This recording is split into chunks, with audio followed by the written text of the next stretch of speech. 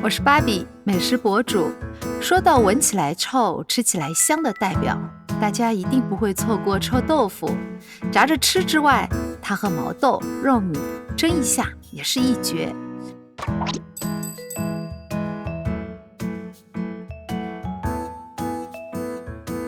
肉米选肉肥又嫩的梅猪肉，加糖、蚝油、黄酒，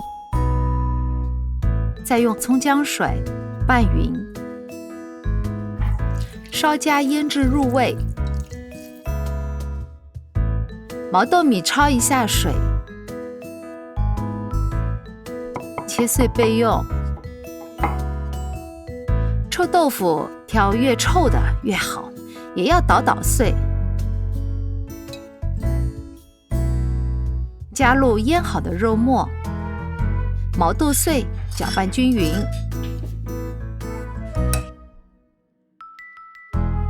装盘。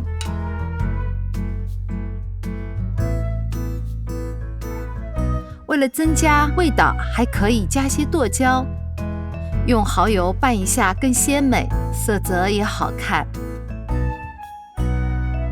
铺在顶上即可。臭豆腐、剁椒都有咸味，无需额外再加盐了。送入上气的蒸锅，蒸10分钟左右。